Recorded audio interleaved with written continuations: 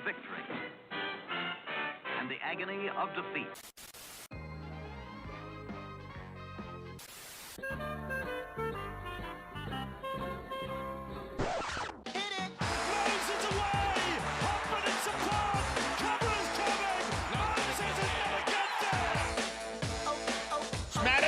Great ball around the corner, Petticini, he beats them all! Junior Polar out wide, bumped away from Trindle, Sharks coming through, none of them can hold this! Good evening, ladies and gentlemen, and welcome to another episode of the Tip Sheet Podcast. As always, I'm your host, John, also known as 4020. Joining me for some more bi-week BSing is my great mate, Sixties, the big fella, Craig. Bi-week BSing, yes, here to yap in a week in which the Eels only have the singular game on the weekend, round 2 of the New South Wales Women's Premiership, both the all three rather than both, but the NRL, New South Wales Cup and Jersey Flag, all of the week off, much needed week off for pretty much all three grades, to be honest. I know that the Eels had a last start win in the NRL, big fella, but any week in which we get a bit more time for reinforcements to get back is a good week right now. But we do have a lot to talk about, even with the Eels in absentia, by and large. So to do that, let's proceed with a quick thank you to the sponsors of the show, as always, in Star Partners Real Estate, Auburn, Rowan and Parramatta, and of course the home of the Eels, Parramatta Leagues Club, where you can catch us every home game, doing a live pre-game show, almost always with a legend now, which has been fantastic. Had John Muggleton there ahead of that Canberra Raiders game. It was always a great chat. Mugger, one of the sharp minds coming out of that 80s era, Craig, as both a player and a coach. And I've got the order in reverse, mate. Usually I will go to you before the sponsors. But since we're flipping things around the bye week, how you doing, mate? Yeah, busy as usual, John, but that's by the by. Hope you're doing well, and also everyone out there. Give a shout out to some people, first of all. Greg, who came up and introduced himself up at Kellyville. We also had, I had a really nice email from Rod, who was just expressing his thought about a number of things, but said some really kind words about what the Cumberland Throw does. And really it was just emphasising that it was appreciated that we focus on footy. And that's basically, it's pretty easy, a mission statement to follow, isn't it, John? Just be all about the footy, and that's what we're here for. And that's basically what our news podcast is all about as well. And also a shout out to Alan. Now, people who follow my account on Instagram, might have seen recently that I put up photos of some handmade Eels rugs. And Alan made those himself under the brand name of Muscle and Tuftness. So you got that little carpet word there, but our good mate Chris Ricketts bought one of those Eels rugs. If you haven't seen them before, just go to our the Instagram account and you'll see the photos of those rugs. Really good stuff. And Alan's actually he's going to be in the process of maybe making a TCT one for us. So we'll keep an eye out for that, but that's a nice little surprise for us. So shout outs to all those people and to everyone that came to our appearance in Parramatta Leagues Club on Saturday. Absolute jam-packed. It was a little bit tough for people to hear because it was so jam-packed in there. That's sort of one of the it's like the pros and cons of being in a jam-packed room. You love seeing everyone packing in there pre-game, but it does get a little bit noisy as well. But Muggo, he soldiered his way through that and was signing autographs and having photos after the appearance with us. So really appreciate everyone coming in, all the people that came up and said g'day. It's always a pleasure when people introduce themselves, and John and I are forever grateful for that. So just keep that happening, people, because we love meeting those that listen to the podcast or those who read the Cumberland Throw. It's football unifies us. The support for Parramatta unifies all of us. So let's keep up a little bit of positive vibe and stick together. So, John, after all of that, I think it's time to hit that stinger. News team, assemble!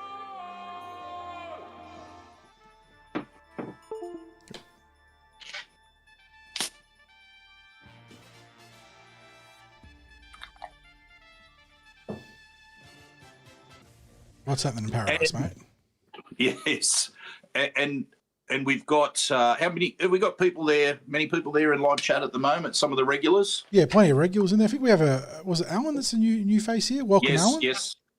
Who's popped in for the first time to live chat. Always welcome to have a new face, a new friend amongst our comrades, like you said, Craig, unified by the blue and gold. Although it does John, before I go on, Alan's got a great backstory because he was supporting the Eels back in the Cumberland Oval days, and he just happened to be around the old Phantom Bugler with a crowd of supporters with their banners and gathering around the Phantom Bugler, and he's got a great jacket as well from back in those days, little bit of a handmade one in honouring the group that would get there and support the Eels, and the Phantom Bugler that would make himself a nuisance for Rex Mossop and the media types and opposing fans and those sorts of things. Menace. So, yep. Yeah. So that's the characters of yesteryear there, and Alan's got that connection to that. So we really appreciate Alan being here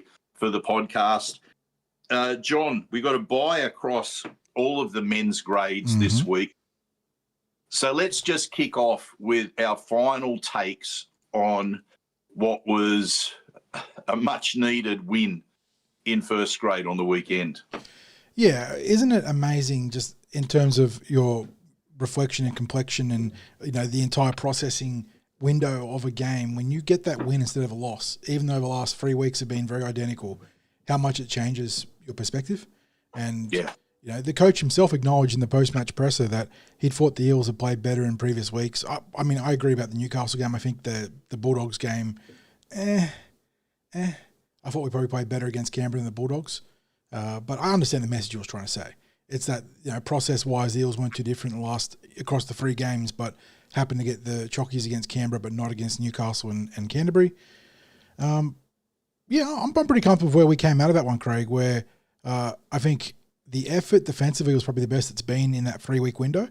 I think that was reflected in the consistent and probably the best deployment of line speed we've seen in quite some time this year. Not to say it was anywhere near perfect. There was still plenty of missed tackles.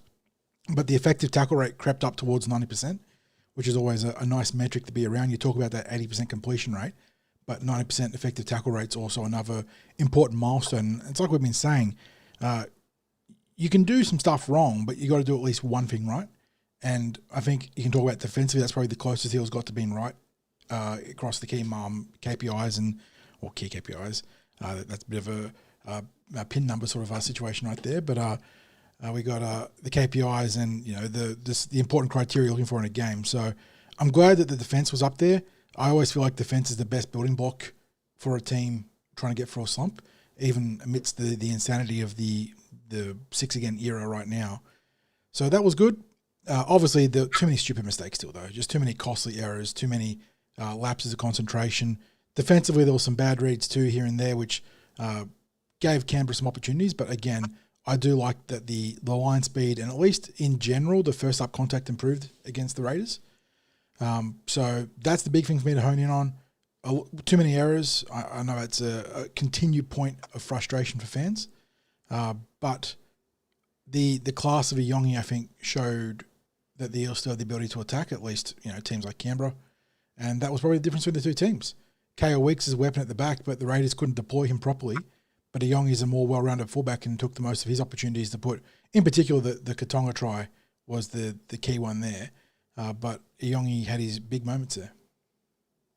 John, I think from a positive perspective, definitely the improvement in defence, still, as you said, a long way from perfect, and still had those moments where they made their task harder for themselves. Some of that came back to the game management in possession, where there were just some wrong options taken, some push passes midway through the second half.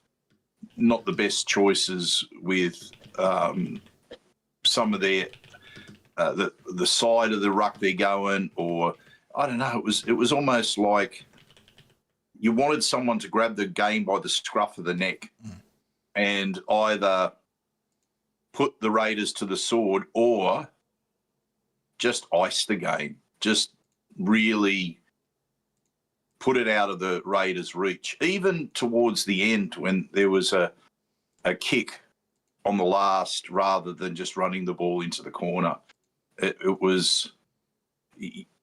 there were just little moments like that. Gave away a 7 tackle set, I think, in that situation. Yes, that's right. Yeah, and it's just those are things that compound. And obviously, they were good enough on the night to hold on and get home. But we always talk about the sliding doors and the branching possibilities of a game, Craig, and that could have easily played out differently. And that's the clinical finishing that you need to be a good team, like to be a consistently good team. And I think again, the coach has made a big point about how inexperienced this roster is, and it is. Like it's as much a reason as it is an excuse. And they're going to have those moments. And yeah, it sucks that week on week they keep having those moments.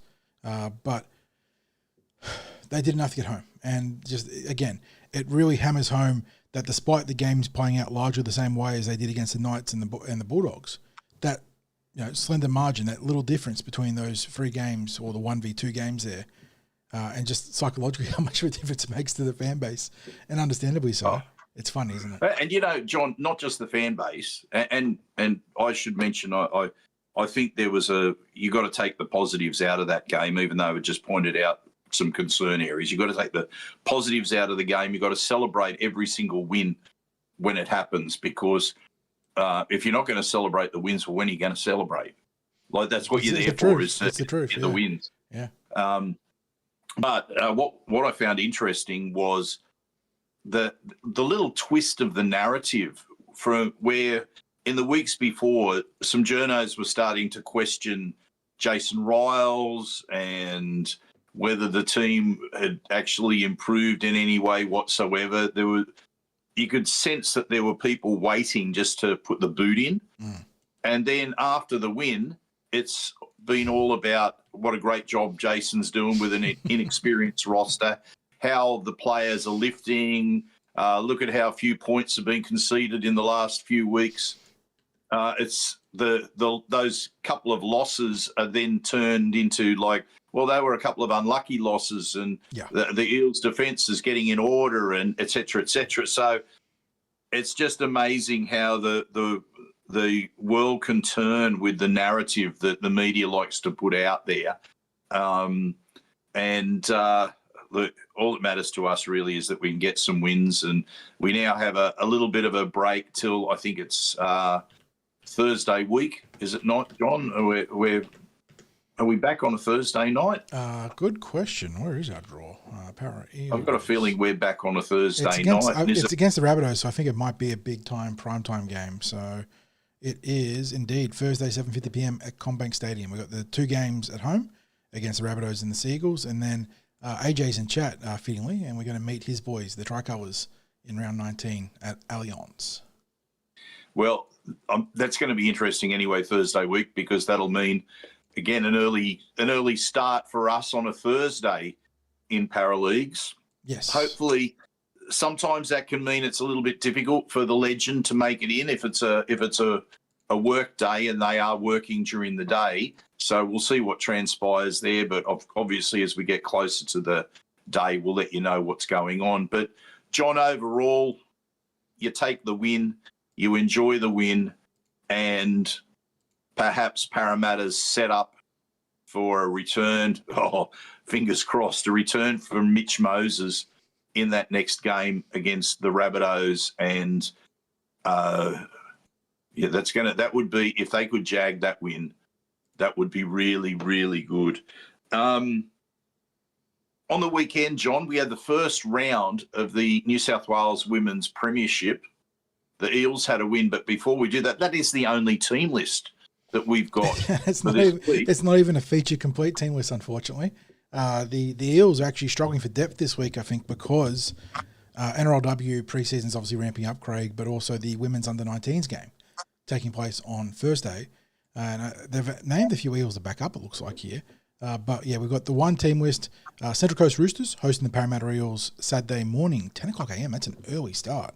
But they're out at Tuggerah, not the most common game setting or place to take place there. But Eels on the road, taking on plenty of familiar faces in this team, it must be said. And AJ's in chat there, but I see plenty of Roosters pathways players in this squad. No surprises there, obviously. The Roosters and the Eels have been two of the consistent powerhouses in the women's pathways in recent years.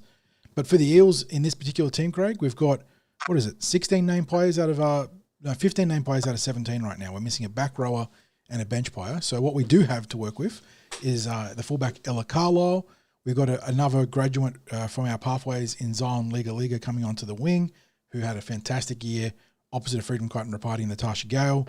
On the other wing will be Tiana Lee Fawn. In the centres, fullback turned number 3 this week is Ire Sevilla, who was part of that extended New South Wales squad, but is going to, I think, miss out on selection in terms of the actual game day 17. She's joined by another Pathways graduate in the centres in Jessamine Alawali.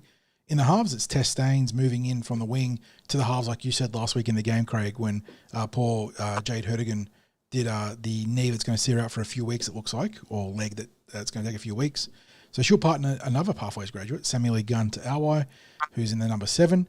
In the front row, it's Alana O'Loughlin, Bowie Marchong, and Rashay Farmasuli.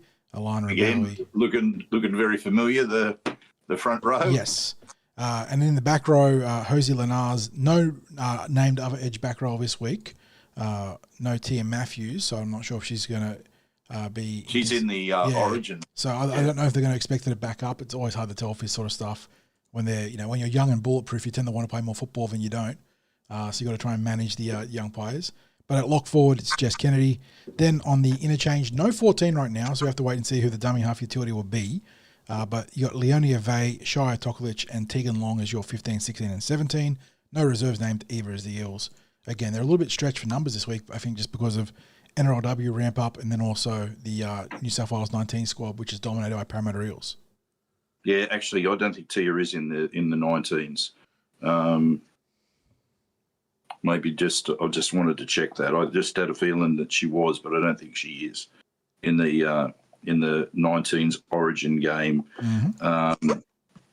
But she did play last week in that in that game. So just some takes on that first round of the New South Wales Women's Premiership.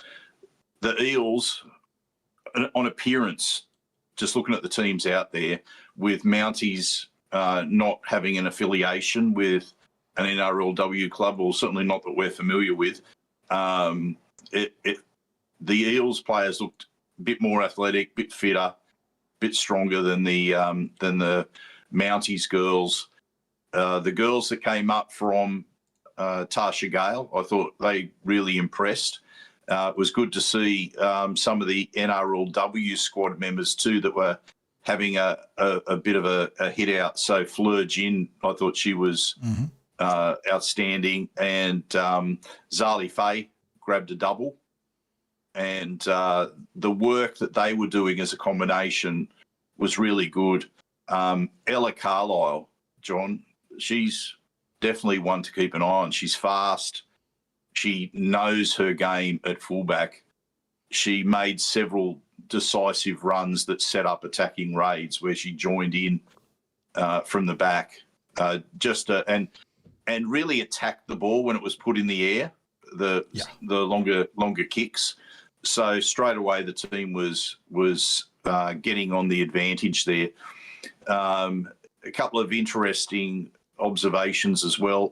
I thought that Lane Morgan was super impressive in the halves. And one and done, it looks like, based on that as well. They're going to put her on ice and save her for the NRLW, it looks like now. So yes, encouraging signs. Yeah, she came across with a pretty impressive resume, didn't she, Craig? It wasn't just like she's a union player that's had a bit of football. It's like, she's played high level union across sevens and the fuller forms of the game. And yeah, she looked ready to go, which was really encouraging. Yeah, the other was because Tanika Toddhunter was having a good game at dummy half, and then when she was taken off the field, on comes Bailey Marchong, and just ignites them even more than what they were before, which was, I mean, I thought that the Eels were really strong to begin with, how they were playing, but and that Tanika Todd-Hunter was causing a few problems when she was darting out a dummy half, but Bailey she's a live wire, mate. Yeah. We know that from the Tasha Gale, but she just took it straight to the New South Wales Women's Premiership. Yeah, incredibly instinctive dummy half, always reads the game very well. And the big thing is that she is a very confident player. She backs herself. We've seen it all the way through from Lisa Fiola right through the Tasha Gale, and now, like you said, Craig, into senior football. And it was no surprise to see her hit the ground quite literally running. So, yeah, really encouraging signs there. She is going to be a very fun prospect to follow. Just things happen when she's on the ball at dummy half. Yes. Now, we should mention now, too, that the Eels NRLW team are playing a trial on Friday night at 6:15 p.m. kickoff. Not sure. I can't remember who they're playing, John. It's the Bulldogs, was it? Yeah, it could be the Bulldogs. It's over at Granville. I have a note here.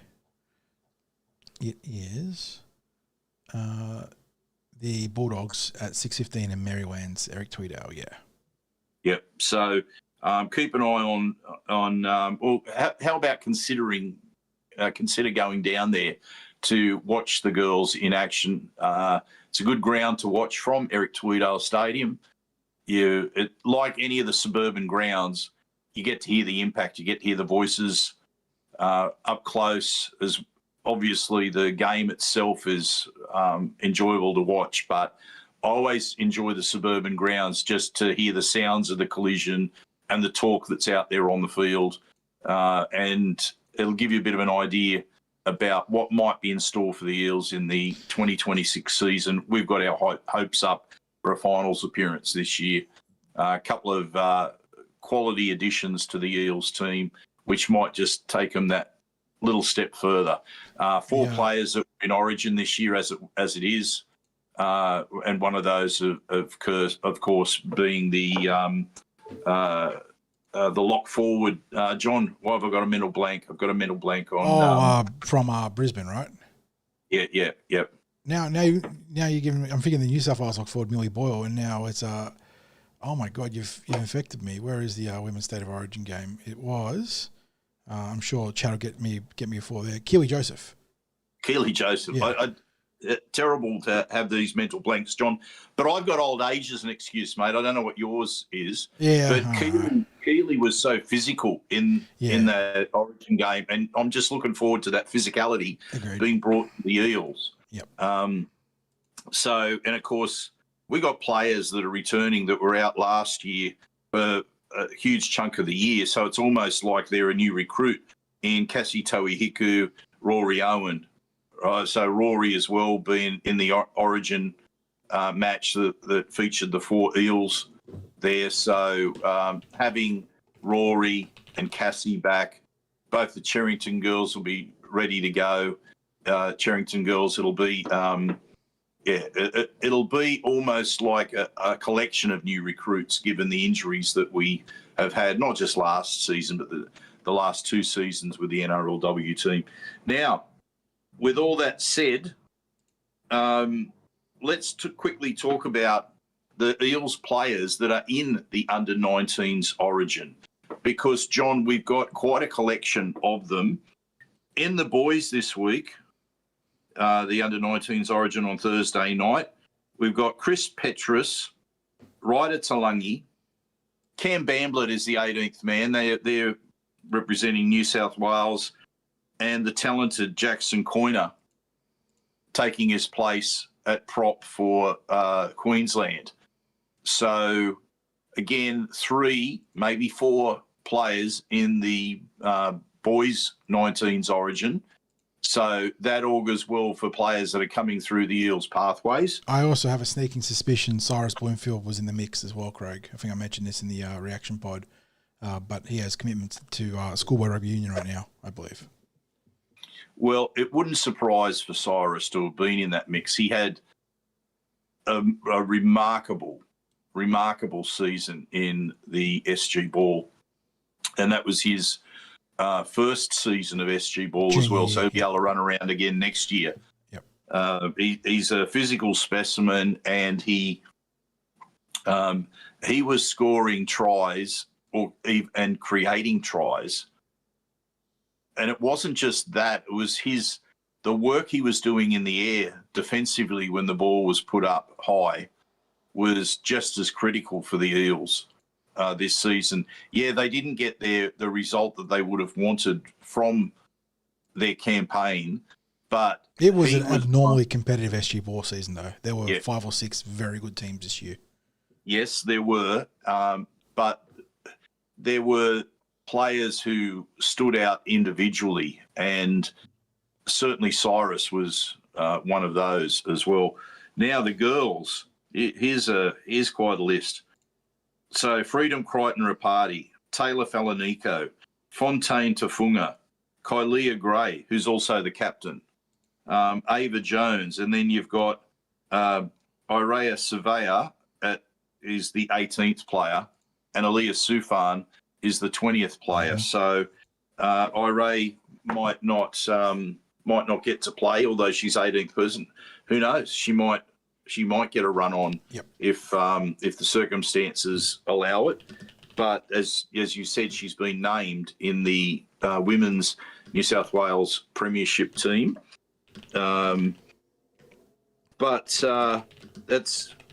it's a testimony to have 5 Eels that are guaranteed to play in that 19s New South Wales team, and another 2 that are on the extended bench. So 7 out of the 20 being Eels players. So that's a measure of the dominance that the Eels are starting to exert in female pathways.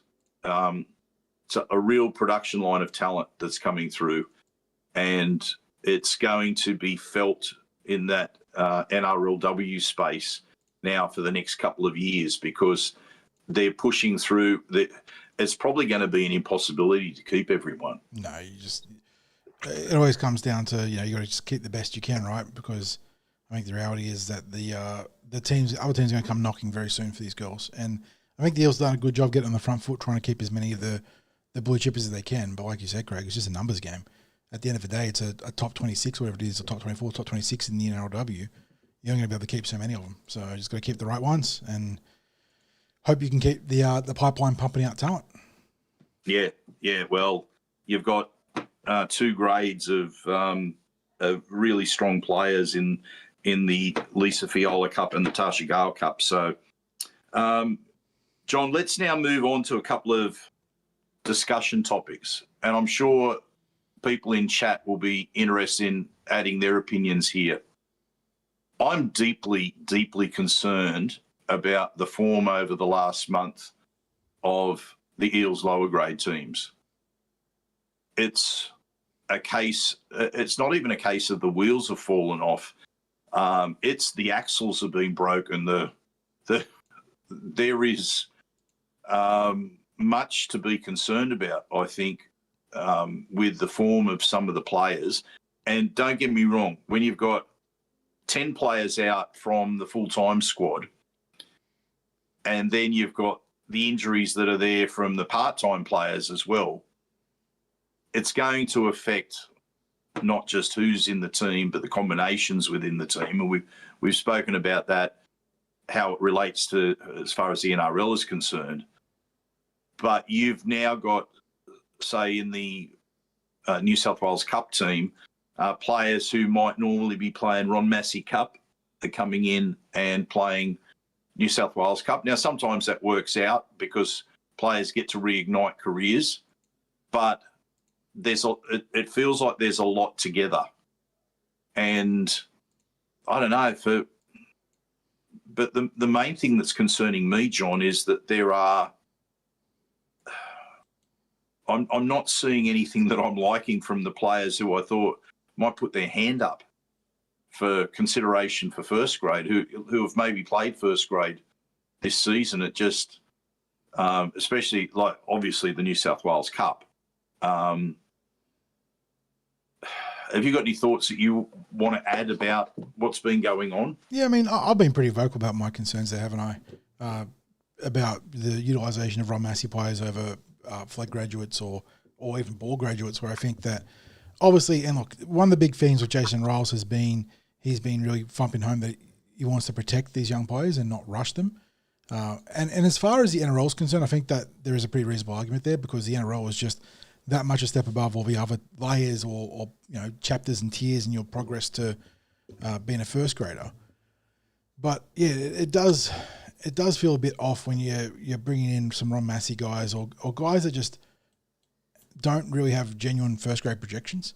And you can't always have 17 players that are going to be bang on the door first grade and reserve grade, but you need to have as many of them as possible. And even if it means being set up to bang on the door in 6 months, 12 months, 18 months time, or even longer sometimes. And just right now, it feels like we're sort of, and again, you mentioned it, Craig, 10 plus guys, because you factor in the cup injuries and suspensions as well as the NRL. They're 10 plus troops down right now. So of course there is a drain on the resources, but I don't always like that direction when you go in that way. I would rather give a young player a chance there. And then on top of that, just the effort areas are starting to really taper off badly, and the consistent fades in the second half have been a huge concern for well over a month now. Against the Bulldogs, just got blown off the park, but against Newcastle, against North Sydney, against on the weekend, the same thing happened there Canberra as well against Canberra, where they were even Stevens at half time, and second half, just good Lord, just they didn't come out of the sheds. So, how much of that is players, how much of that is coaches? Again, we're on the outside looking in, so it is always difficult to fairly apportion blame there, because the reality is that the liability goes on both sides of the ledger. It's not just a coach or a player or players getting it wrong, but clearly it is going wrong.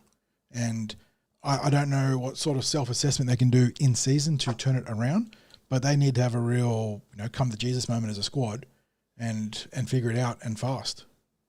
Yeah. John, when it comes to the use of players from Ron Massey Cup, I don't have an issue where you've got one, maybe two that are called in, but once you start to get multiples of the players, it does make it hard. It does make it hard, because you're asking for a bigger representation of players from that level together, and you do get to see the difference between the players who are regular New South Wales Cup players versus the players that are semi-regular New South Wales Cup players. And that's not a slight on those players. It's just that they get exposed to different pre-seasons. Exactly. There is just levels to this, isn't there? Through the week. Yeah, there are levels to this. And at the end of the day, this is all driving towards an NRL premiership. Like, they're all gears in the engine that is trying to speed towards an NRL title. And like you said, these are guys that have just been exposed to different training standards, different football circumstances. And one of the big things you always hear at the coaching staff is that you want to have a whole of club mentality, right? The Eels literally had their whole of club day in the preseason. And the idea being that every player in every grade is part of a system that, at least in a significant portion, works within the same parameters of the systems that are above it. So when a player steps up from Harold Mats to SG Ball to Jersey Flag to Cup to NRL, they'll come in, and there's going to be some differences, and there's going to be, the way that Mitchell Moses conducts the first grade team is going to be different to the way that, Ronald Volkman, when he's playing Reggie's, or when Dean Hawkins there, would conduct the New South Wales Cup team. But you still have the same principles in action.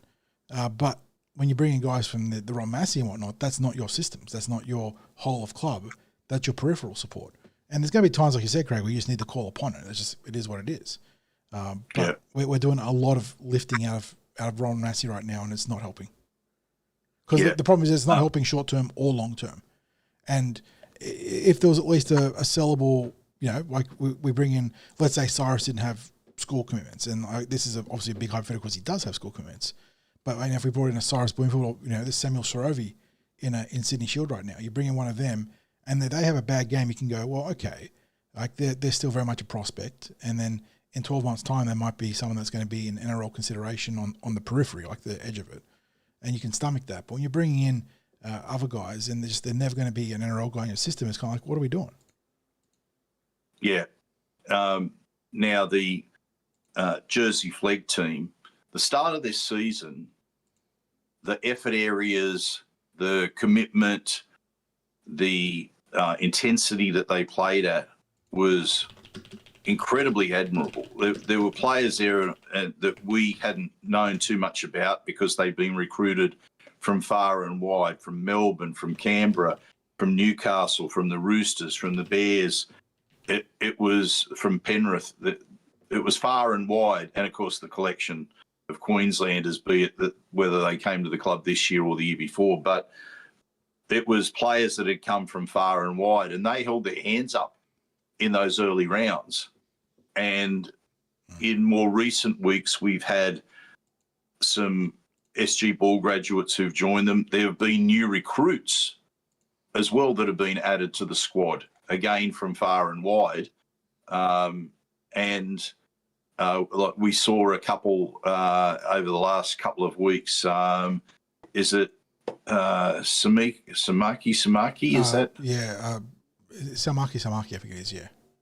Yeah, yep. And at 5'8" last week, was it was it Jones? They had a whole ton of changes in the week. I have to go double check now. Yeah. Cam Bambit was listed at 5'8", and then obviously got pulled into Origin camp as the 18th man. So last week we had, if I can press the button, I can't press the button. We amongst all the changes we had Darius Rogers. Rogers, that's it. Yep, Darius Rogers. So again, I haven't done any research to see where Darius has come from, but lots of changes that are happening on a weekly basis. There were players that were elevated to Origin. There were some that have gone up to New South Wales Cup, but it all adds up to the combinations have gone missing, and the sort of errors that are being made as well. It was shocking on the weekend. There's a couple of players certainly didn't put their best foot forward.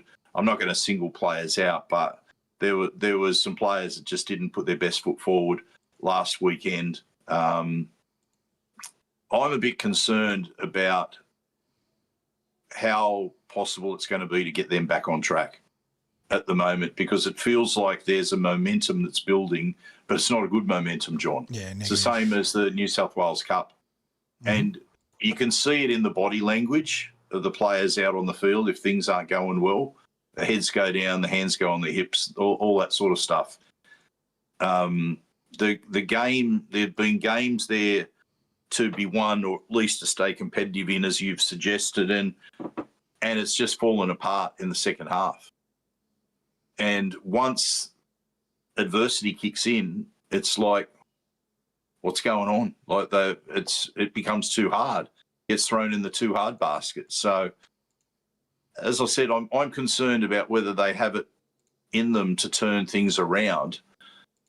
They need reinforcements. That's for certain.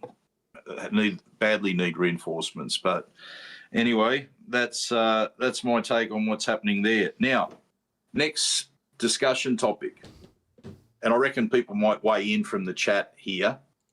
The cultural jersey seemed to be very popular after the weekend. That really deeper blue of the cultural jersey.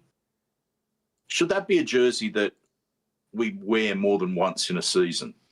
I would be okay. And look, obviously jerseys have a huge amount of subjectivity to them, especially when you're talking about the concept of rotation. Some people just want to see us have the home and away. Some people want more and more jerseys, having half a dozen in rotation. Some people want, free jerseys. Like there's just an arbitrary cutoff that feels comfortable for them. I would be fine with that one going into rotation. I don't know. Maybe it's always tough. It can't be the home kit or home adjacent kit because it clashes with it's a dark blue royal blue background, right? So you need to have an alternate colour to your home kit when you have to contrast against your opposition.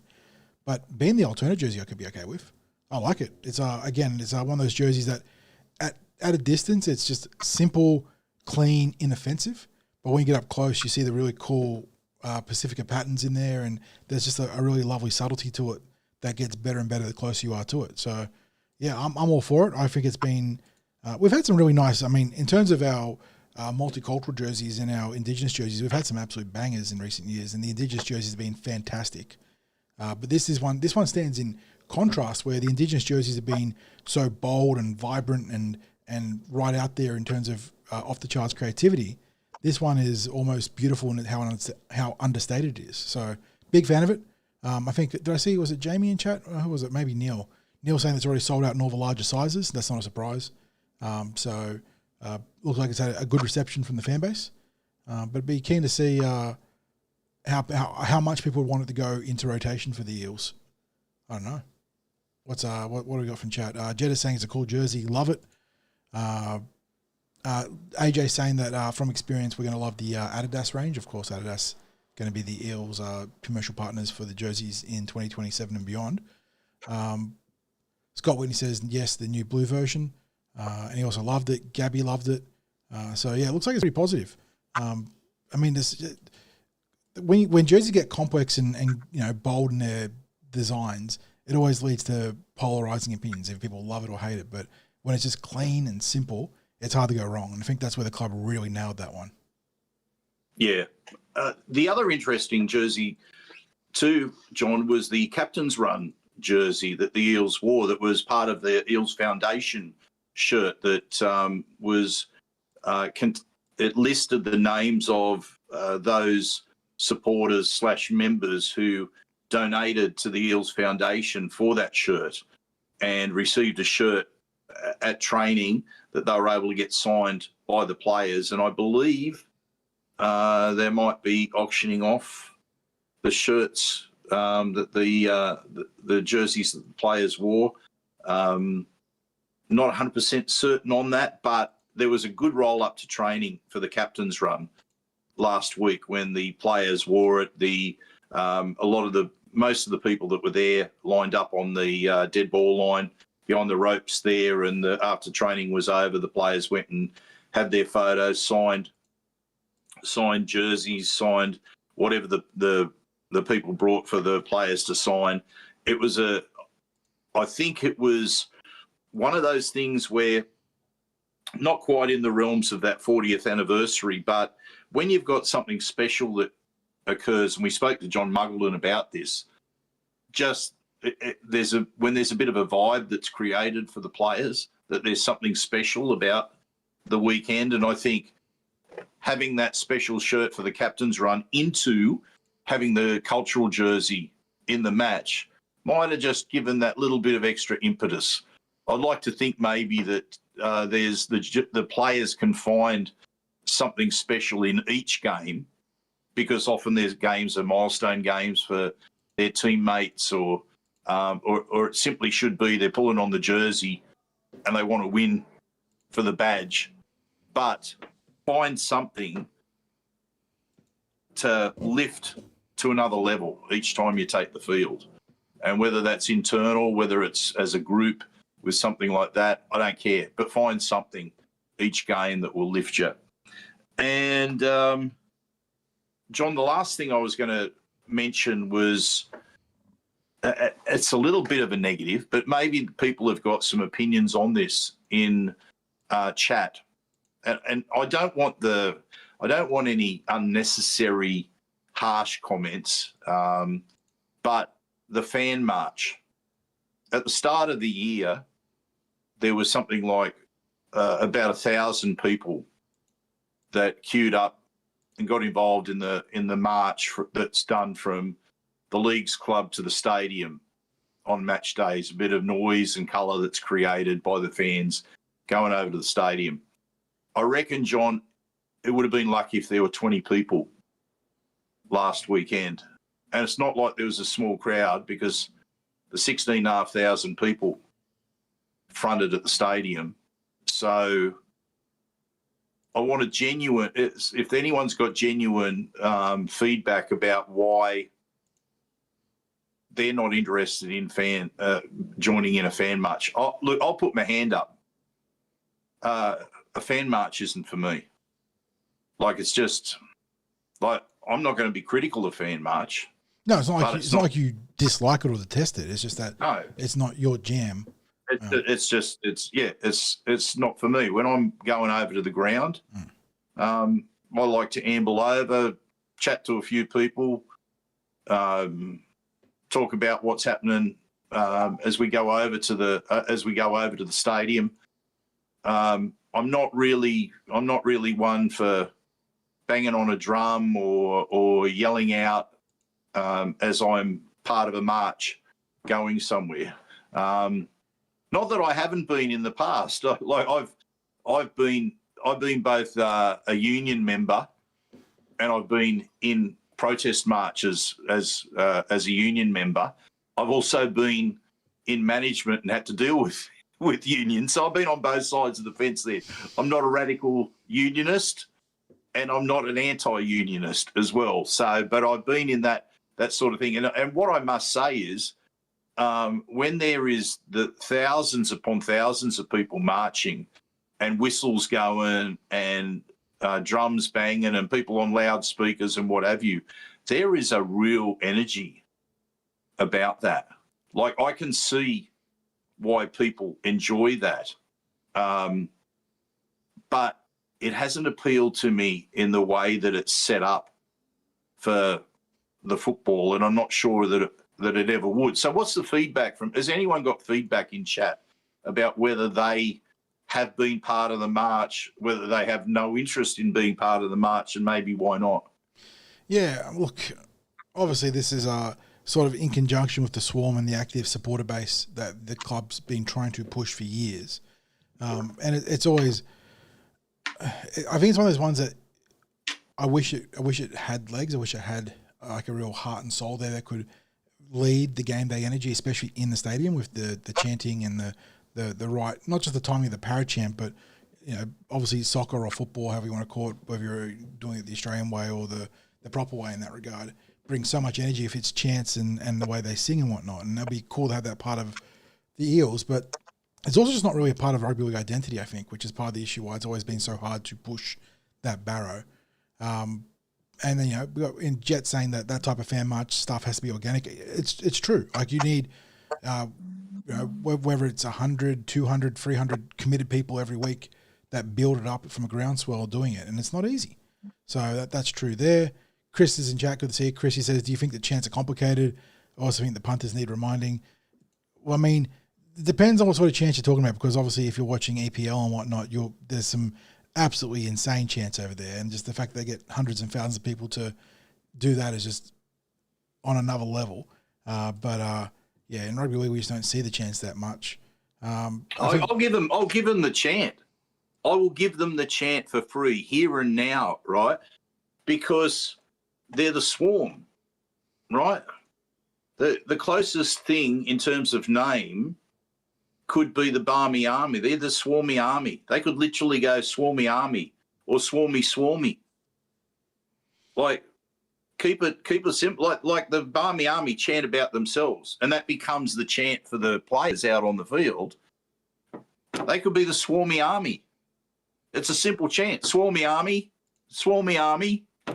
Like, that's their thing. It's not necessarily going to be something that the rest of the crowd are going to join in with, but that can be their thing, and it's not complicated. No.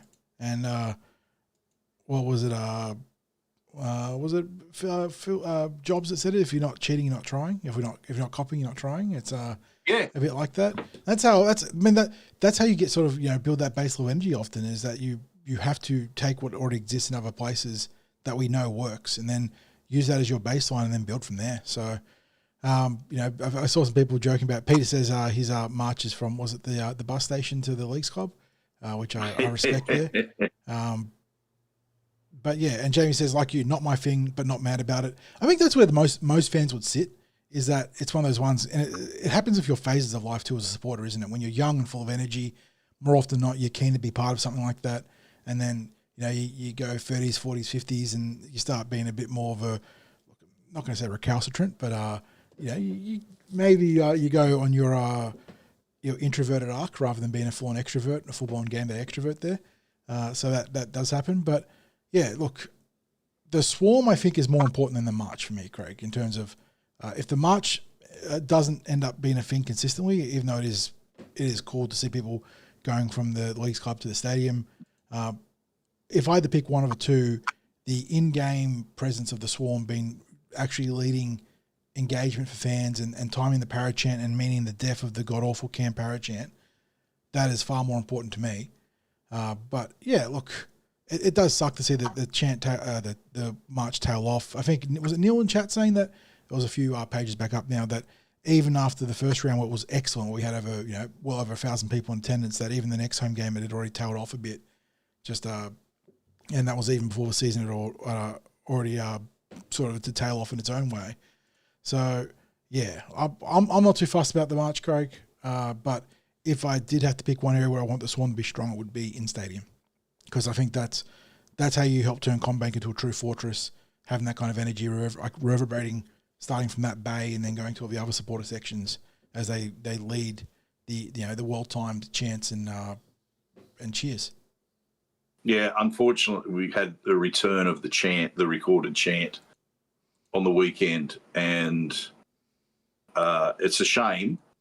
I don't mind. They've used different. I'll tell you what I didn't mind: where the bloke on the mic, the PA system, started the parachant himself. Right, so it's just a voice coming over. And you get that at other grounds where they will start a chant. You hear the Bulldogs ground announcer do it a lot as well. I think the Tigers one did it on the weekend as well, which I feel it's much better to have your own supporter bay leading that, but the GA doing it feels far more organic than having the PA blaring out the clap, clap, clap. Yeah, I think there's a fine line as well for when they do it, because as you suggested, John, it's a very organic thing, the chant, and you don't, like, the crowd feels when they want to start chanting. I think the Parramatta crowd has lost that to an extent via the use of the recorded chant over the years. And what's funny? I think, was it Jet in chat? Jet saying something that I was about to thinking and vocalising myself, that oftentimes the most impressive parachants come away from CommBank these days.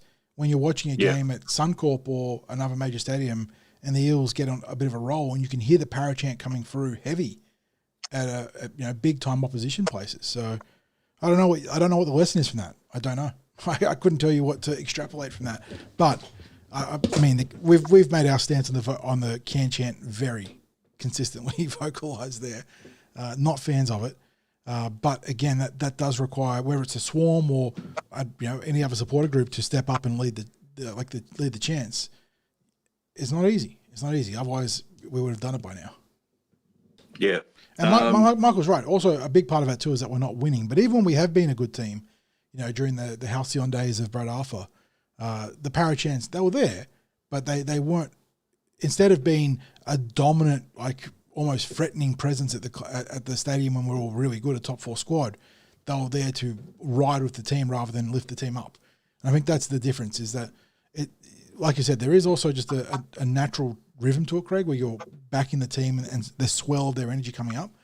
But there are times when the crowd can absolutely just pick the team up when they're struggling. And I think that's the difference where we're at right now. Yeah, I think what it's evolved into, John, is that the crowd gets involved as the teams come out in those opening exchanges, when there's controversial moments in the game, when points are scored, the departure and the re-entry around half time. Yep. It tends to be in the moments, and it's not so much the chant, it's just the noise that's made, the cheers, the applause. It is like the sound that echoes around CommBank Stadium is really, really loud. You can get a small group of visiting supporters who seem to be making a loud noise if they're congregated together. Yeah. And we've seen that over the years. They sit in the city side of the Ken Follett, not Ken Follett, the opposite side. They can make a big, like the Warriors fans were singing na na na na goodbye to great effect in our game, which was very frustrating. If I speak, I might be in big trouble in this one with Chris because I've already think I've crossed in the wrong way here, Craig. But he's asking for your opinions on the parachant at Kellyville, and I guess Eric Tweedale as well. But the can parachant at Kellyville, what's your thoughts on that one? I'm just not a fan of the can chant. Now, the interesting thing is for those grounds is you're not going to get a parachant from the crowd. And that's where Chris's point of view was when I initially criticised it a few weeks back, because I do have PTSD from the chant. I'm going to be brutally honest. When it comes on, I physically cringe. It takes you out of the game. So maybe I'm not the most objective person to be talking about that for Chris there, but in Chris's defense, he is right about that. In those venues there, where it's Kellyville or Eric Tweedale, wherever secondary, tertiary ground the Eels are playing out of, you're not going to get a natural parachant. So no, and I think Chris uses it for different reasons there. So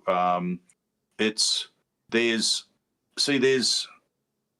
isn't that crowd interaction at lower grade games. It just doesn't happen because you've got a lot of people that are there that are family members or friends of the players that are out there. You've got still got a number of supporters of the clubs, but you're never going to get crowds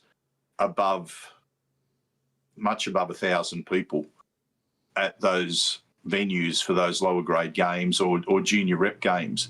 So you'd be having that almost for, I guess, to create a bit of a vibe rather than to get the crowd to join along. The purpose of them doing it at the stadium is they want the crowd to get involved. So they start the can chant like it's like a signal to you. Now's your time to join in. Yeah. Right. So it's not being used as now's the time. I don't see it anyway.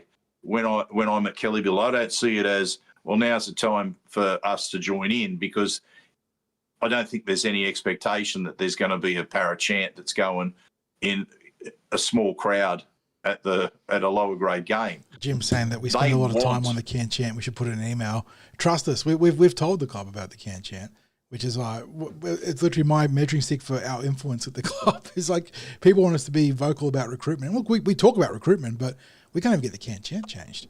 So that's how you know that we're maybe we'll be on the white list at one point, but we're on the Z list right now. So anyway, look, we might just leave that there. But I had to bring it up after it re-emerged on Saturday at the game. And like you, John, I've got PTSD with it. As soon as I hear it, I start to cringe. It's not going to get me to join in. And I used to love the parachant. I'd be there at the old Cumberland Oval with a wooden stand and be thumping my feet into the floor, the wooden floor of the stand, and chanting para. One of the great memories that I have, John, is that grand final pre-game street parade in 76, and the parachant went up when Ray Higgs's float was stuck under the railway bridge. Now, it wasn't physically stuck from the railway bridge. It was just the sea of humanity around it that meant that he couldn't go any further. And they had to get the players into Westfield at Parramatta for the appearance. But either Higgsy started the chant or he became a big part of it, because he was on the back of that truck doing the para chant with the crowd and urging the crowd on. And I'm even getting goosebumps thinking about it now, John. because the sound of the thousands of people there around the railway line, under the bridge, up both sides of Church Street, up past Westfield and down in the other direction, and just everyone chanting para. And first ever grand final that they were into, it was just, man, like as I said, I'm getting chills now. Like there was something about that raucous, loud para chant. It can't be replicated in a recording to get the crowd going. Maybe it won't come back like that. I don't know, but maybe it needed the old wooden stand to get the going with everyone thumping their feet into it rather than having a drum or two around the ground. Anyway, we'll move on from there because, John, we're at the halfway mark. Exactly. If we were doing a 2-hour podcast, we're pretty much spot on. Yeah. We're going to aim to finish it up inside 2 hours. Although people do seem to like us to go on for a while if they've got a long road trip, and then it helps them pass the time of day when we're just yabbering on for 90 minutes to 2 hours. But we're at that point where it's your musical interlude. Well, so what do you got for us this week? It was meant to be the musical interlude, but some dumbass forgot to record the music he was going to use. So in lieu of the musical interlude, I can tell you my thought process on what the song was going to be. We'll go with that. I was going to go for one of the great songs that when it comes to poker and all the other stuff, but for some reason I had Kenny Rogers the Gambler on my mind this week, and you got to know when to hold him, know when to fold him. And I was going to play a bit of one of those one of the real classic songs that always pops up in whether it's TV, movies, or just everywhere in life in general, because it is a bit of a life lesson there in knowing when to cash out and when to push it. But yeah, so it was the gamble this week, and I can't really think of what the inspiration was for. What's on the run? Oh, okay, yeah, Ashley Klein. What's going on there, Craig? Yeah, so we're into our NRL news segment, and it was big news last week. Unreal news. Oh my Lord. Yeah, it was massive. Now, I've had a bit of a rethink around this, John, because my first reaction was, as someone who's not a fan of Ashley Klein, right? I was real dirty on him.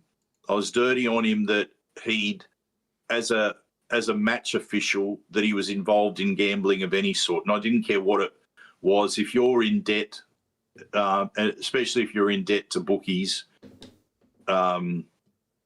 it's just not a good look. No. It's not a good look. However, as the week's gone on, I've been thinking about it, and I thought, if he's overcome that 7 years ago, which is when it came out, well, when it was dealt with by the NRL, so we're 7 years down the track.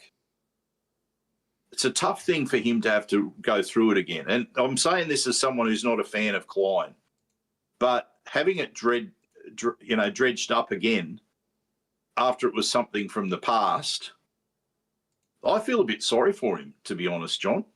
I wasn't sorry for him at all when the news first hit, because we're hearing it for the first time. I think it should have been public knowledge back then.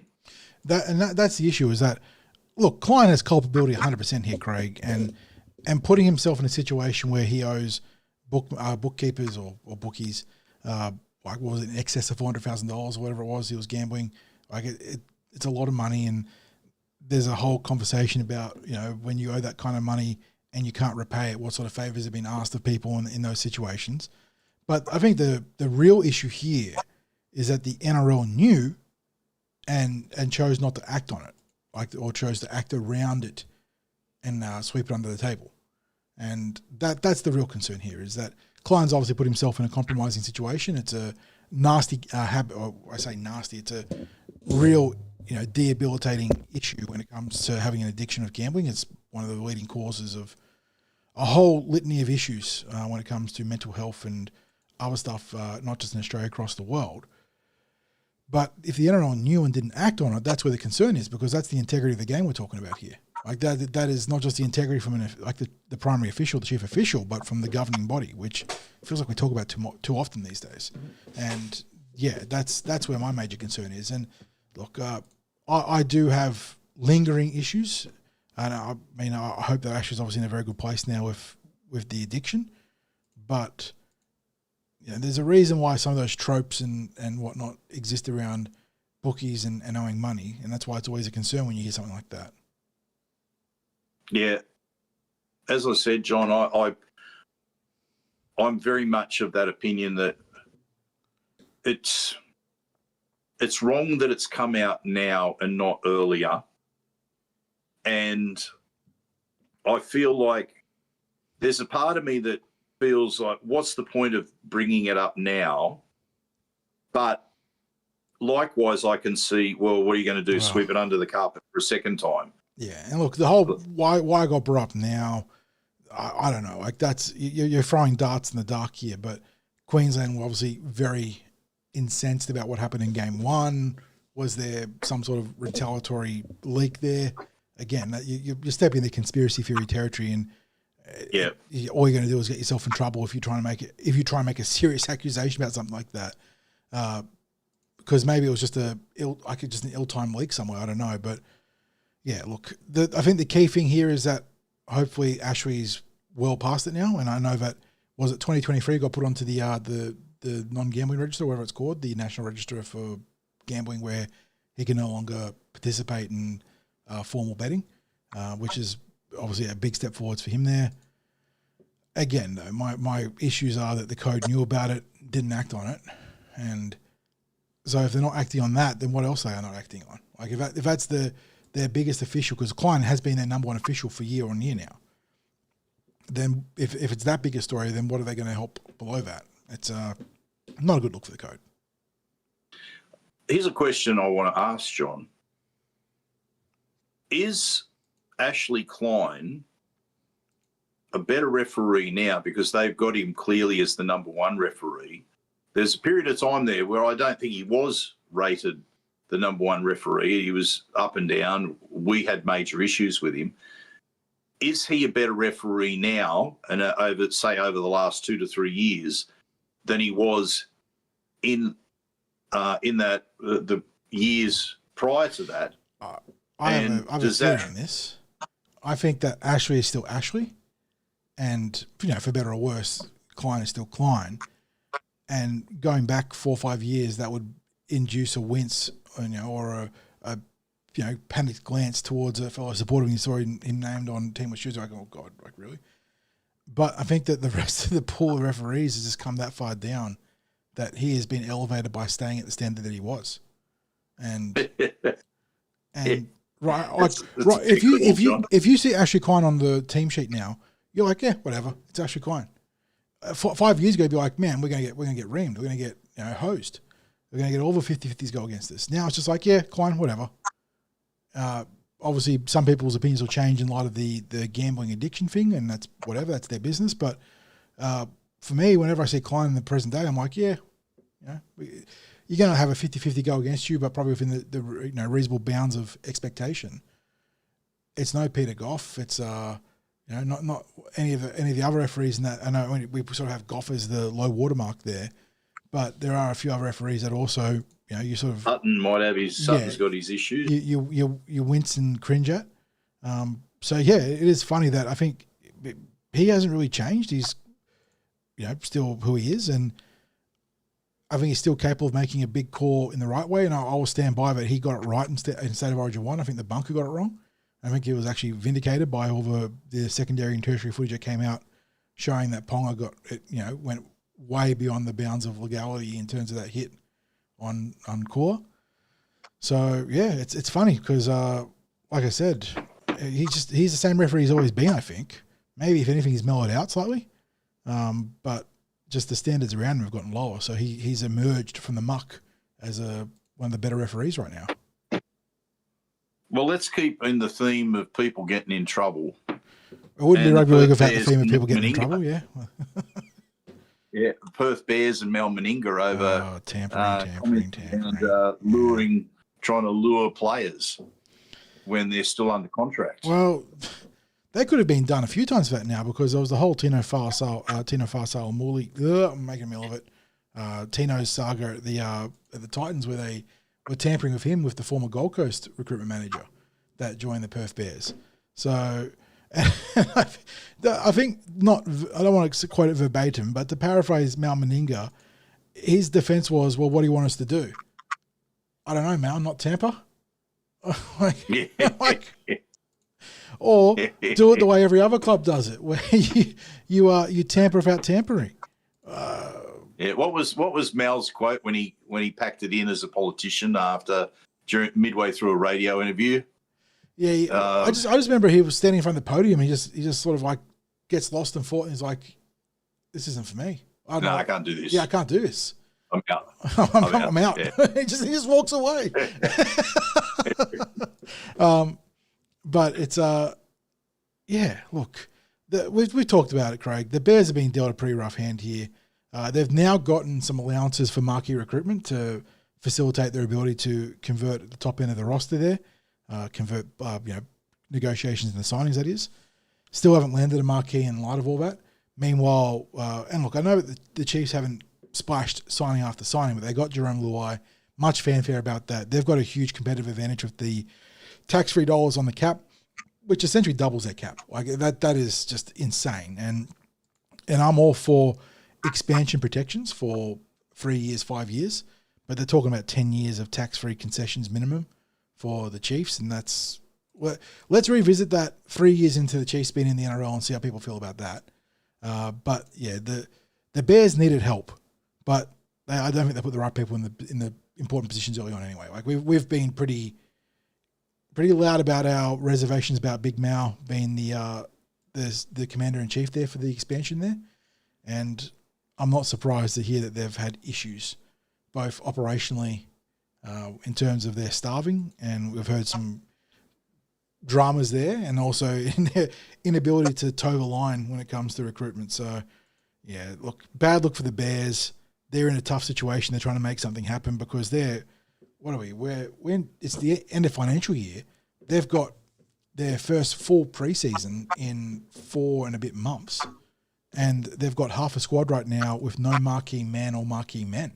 So I understand why they're trying to push the limits, but there's a way you go about it, because there's so many. I mean, and you can talk about the inequities of the NRL, but if Phil Gould can do what he did with Galvin and not get punished, like we know you can be pretty blatant about your non-tampering, but they've done it in such a way that they've obviously left some sort of paper trail or digital trail that's got them in trouble. Yes. Now let's move on again to another club that's got themselves into a bit of trouble, and I'm going to bring in the TCT, the Cumberland Throws Schooner of Reality with the black champagne in it. I'll just take a quick swig first. John, the Warriors with the shot clock. Oh. If ever I have seen a club shoot themselves in the foot from the shot clock, this was surely it, because you've got the screen, which suddenly got rid of the shot clock, I think, to put up an ad or something like that. So then you've got who was it that was taking the dropout? Which Warriors player? Was it Taine Tuapiki, was it? Oh, who's the 5'8" there? Tamari Martin, was it this week? Yeah, I had in my head that it was Tamari Martin, but it might not have been. Anyway, whoever it was then asks, how long have we got? Now, that question takes a period of time. You've then got the period of time that it takes the referee to answer, and he then steadies himself to take the kick. Guess what? If the ref says 5 seconds, you've eaten up the 5 seconds in that exchange before the kick's taken. Take the kick. That's the first thing. But the second thing is, you can't turn around and blame the NRL or the referees for a lack of professionalism. Here's me defending referees and the NRL, mind you, when your own ground takes the shot clock off the screen when your team is about to take a shot. Like, honestly, you've made a fool of yourselves with it. You've cost yourself arguably a win in that instance, because there's 2 points that you ended up losing by. Maybe it doesn't get to that point where there's a 2-point field goal that's taken. Who knows? Who knows how the match unfolds from there? But it certainly wasn't going to be a gift 2 points in front of the posts at that point in time. The fact that they end up getting in trouble a second time as well, like with the scrum feed, you know, John, I sit there during games and I worry when Parramatta's setting up, whether they're like, especially when we're feeding it. Like, I worry when we're feeding it and it's like it's going to the last second and there's forwards that haven't gone and packed in the scrum, or the forwards are going out to stand in the backs and some backs haven't realised they've had to go and pack in the scrum. I'm always fearful of a penalty that's going to occur. Well, that was the worst nightmare for the Warriors on the weekend. Don't go blaming other people, you know, look in the mirror. That's all I'll say with that one. Yeah, look, I understand some of the Warriors' frustrations where the referee gave them they feel the incorrect time on the countdown, and obviously the scoreboard. Look, the shot clock should always be displayed, like it should always be accessible for the players there. But the Warriors, and not just the Warriors, but the Eels and all NRL teams are so guilty of trying to milk the shot clock down to the very last second instead of just taking the shot within a very safe range where you have that margin of error in case there is some sort of clerical issue or, you know, a sponsorship or a ground announcement issue. And yeah, look, they unfortunately reaped I won't say the rewards, but the what they sowed there, and they're gonna carry that grudge with them for a while, which is how teams are. It's going to be bulletin board material from now. But yeah, chat's already talking about it. I think the crazy part from that game, Craig, was the Will Kennedy charge down. Freaking Spider-Man stuff right there, where he's yeah. But are we talking about a fluke where the ball was drilled so hard that it wedged between his arm and the body? And obviously his reactions are good to know that it's got there and it's stuck there. But I just had the feeling that it wasn't so much a catch as this ball's drilled between his arm and his body and it's wedged in there. Maybe others saw it a bit differently, might have seen it as just superb reflexes that he's caught the ball. But that's how I saw it, mate. He's a bit of an unheralded player for the Sharks, isn't he, old Will Kennedy? He's sort of existing on year-to-year contracts right now, 1-year extensions. But he does a pretty good job for him. And obviously the Eels are well set at fullback, but he's a player that a few clubs could probably benefit from more so than some of their existing options at fullback. So, yeah, great play from him. Obviously a bit of luck there, a little bit of luck. But almost got a perfect round of tippy on the back of that. Unfortunately, the Titans couldn't hold up their end of the deal, Craig, up 12 points against the Tigers and having a big fade. They live and die by the sword that is Keanu Keeney, who sparked some fantastic scores and then, unfortunately, at the end of the game had a bit of a meltdown to help the Tigers get home.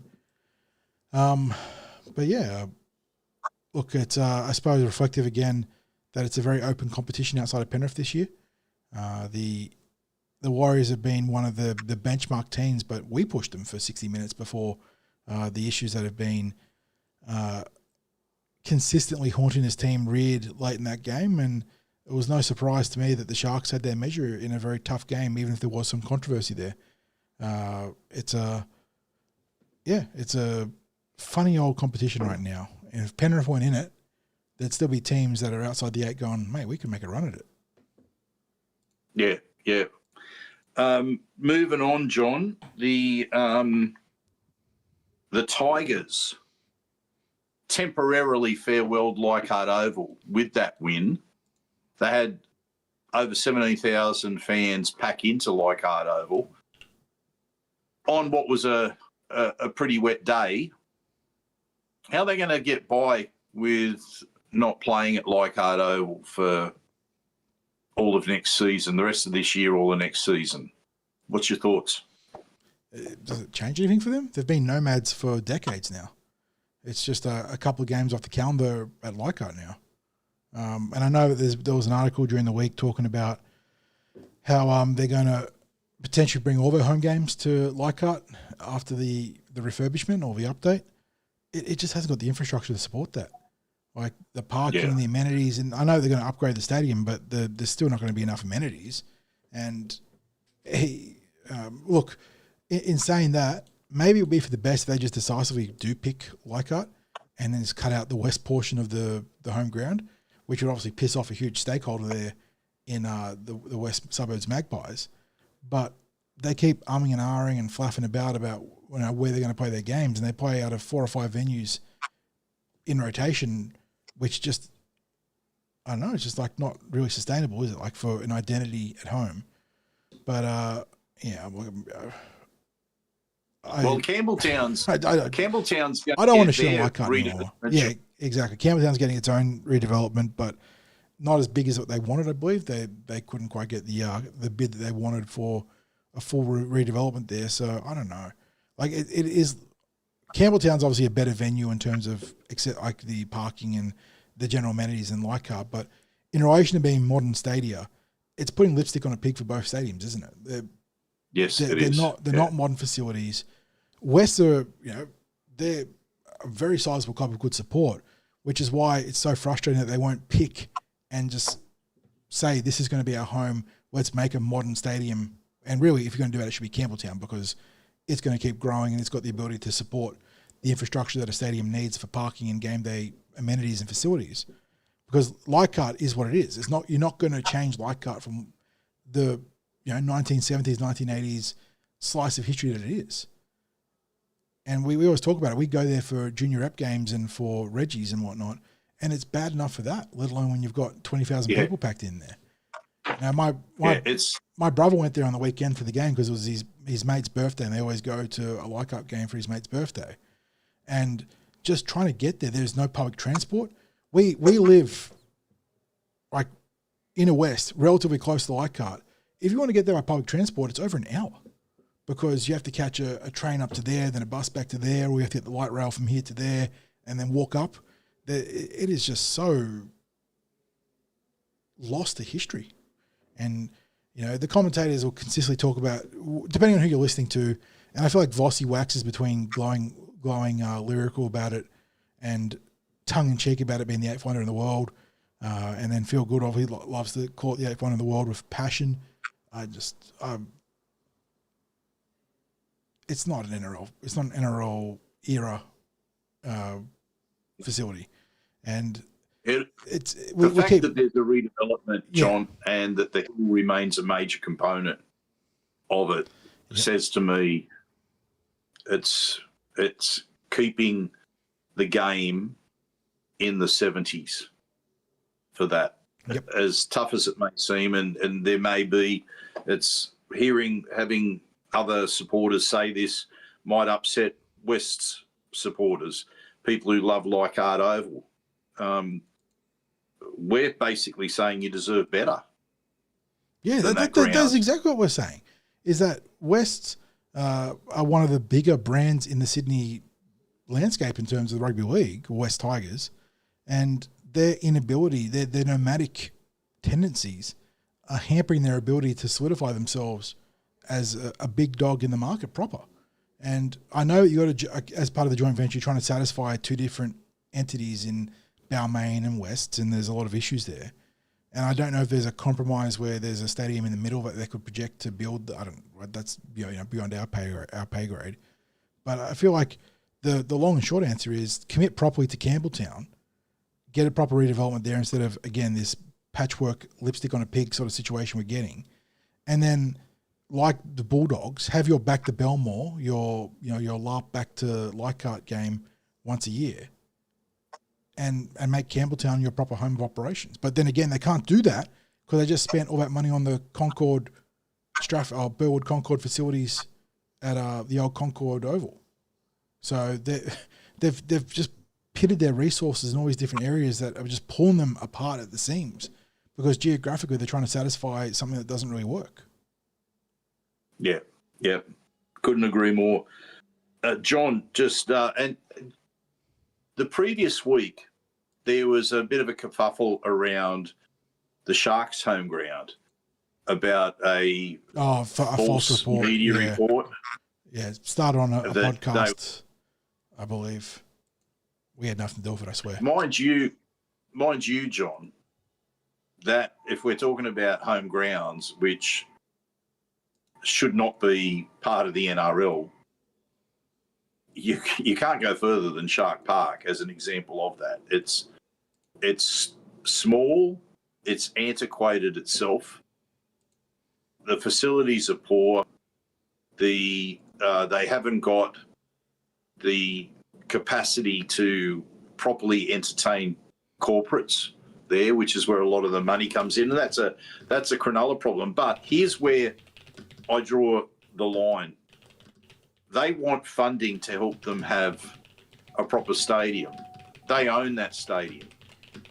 So I think unless they hand over the ownership to the government or to the council, whatever the case may be, sell it if need be, like the ground itself, the land, and then you can have public money spent on it. But if they own their own ground, they can't expect public money to be spent on a privately owned facility. It's the conundrum of stadium ownership and whatnot, yeah. And unfortunately, the end game for private ownership in stadium, Craig, if at least based on what I've seen in American sports, is the billionaires, which we don't have in Australian sports right now, but the billionaires own the teams, they own the stadium, and then they campaign and solicit huge state funds, or whatever they are in America, county or it is states over there. It is United States of America, so they solicit all like public spending funds for massive renovations or rebuilds or new stadiums. So it's like literally having your cake and eating it too. The billionaire owns the stadium. They invested for the profit, and then they get the public to fully subsidize or nearly fully subsidize redevelopment, which is crazy. So yeah, it's one of those ones where you shouldn't be able to have your cake and eat it too. But I've seen in America that they do get to have their cake and eat it too. So, but yeah, the Sharks situation is very messy, isn't it? Like that entire redevelopment's just been a kerfuffle. Yeah, and I don't know that they'd have I don't think they've got the space there. If you've had a look at I've had a look at some of the aerial shots, and it's a squeeze already. Yeah. Yeah, it is. It's squeezed in between the development on each side of the ground. But anyway, we move on. Little bit of other news floating around before we finish up with our thoughts on Origin. Milky Jenkins re-signed with the Panthers. Now, there was the rumours about his potential linking with the Eels. It was always going to be a case that his preference was to stay at Penrith. That's just, it was common knowledge about that. He's waiting. He and his management were waiting for the Panthers to confirm an offer. It came through. He accepted it. Now, whether that says something about what's happening elsewhere with the Panthers and other players, the fact that they've brought forward his extension, if that means that other players might get squeezed out because they can't afford to keep everyone.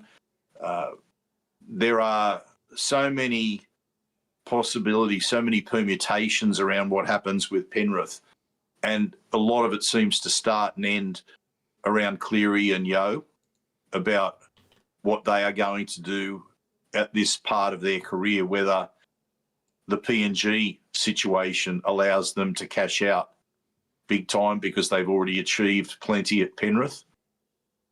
You have the suspicion that if they cash out, that others would rapidly follow. If there was a player that became available at Penrith, who would you want? Good question. And I'm going to rule out the obvious of Cleary because he's just Like if he's not at Penrith, he's at PNG for Bitcoin.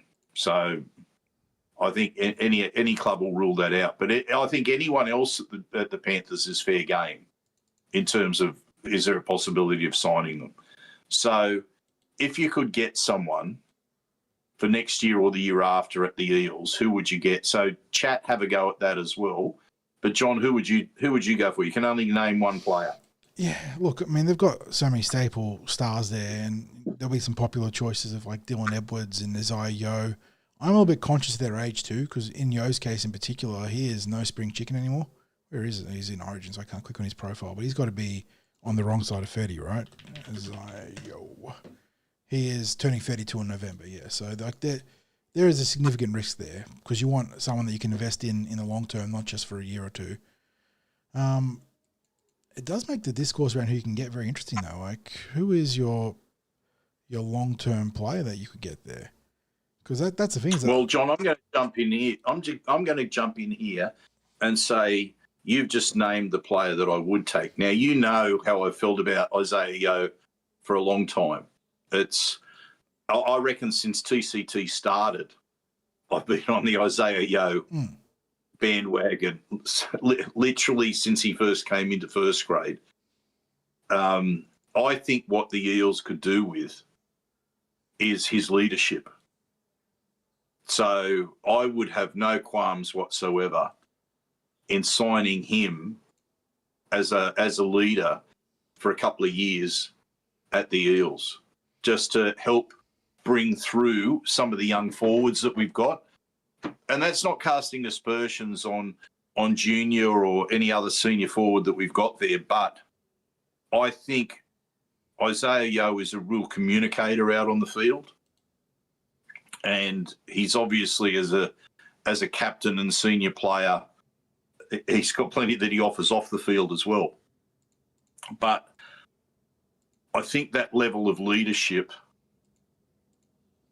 even if it is just complements the leaders that we have there, but I think he'd be just a standout for us to recruit just for a couple of years, just to set a standard even for some of the younger players coming through. So I'll throw it back to you now, because I thought that was an ideal time for me to jump in, because you mentioned Isaiah Yeo. Yeah, I mean, Yeo is, if you're going to go for the experience route there, that does make sense. But looking at their roster, it is a reminder that because they've been dominating for so long, for 6 years now, from grand final, bookending the 4 premierships they won, the 2 grand finals, well, the grand final they lost to Melbourne, and then the preliminary final they lost to Brisbane. The core of their team is really starting to age out now. They're all on the wrong side of 30, outside of Cleary. If you're talking about a youngish player that is there, maybe Liam Henry, who I think is a reasonable player, but I think he's a bit overrated in the context of being a high level rep player right now. But he's a good solid player. It's tough. I don't know. Because there's so many players, obviously Liam Martin's another fantastic player, but Liam is 29, turning 30 next year, so he's got a little bit more juice left in the tank, although the way he's played the game in such a brash, uncompromising style was taking a pretty heavy toll on his body. You've seen him slow down in recent seasons. There's been a bit more wear and tear for him personally in a squad that hasn't slowed down in general because of injuries, so there's considerations there. How old is Cleary now? Old Nathaniel Cleary, where is he? He's on the extended bench for this game. He is, even Cleary is in his prime, but he's turning 29 in November. So that's actually like a year or two older than I thought he would be, to be honest. He's 14 in November. So if next year, if that's his last year at Penrith, correct.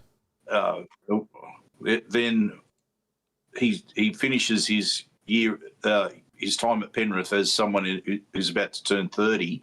That would make sense that he'd cash out. But exactly. With all the success he's had there's no reason to stick around for legacy, right? So if you're looking for the most impact for youth to talent, you're probably looking at Casey McLean. But as awesome as McQueen's been, there's still a pretty risky element there too. Like, you're going to have to pay him top of the market dollars. and he's only gotten a year of NRL experience to him, which that's the reality of recruitment, right? You have to take risks.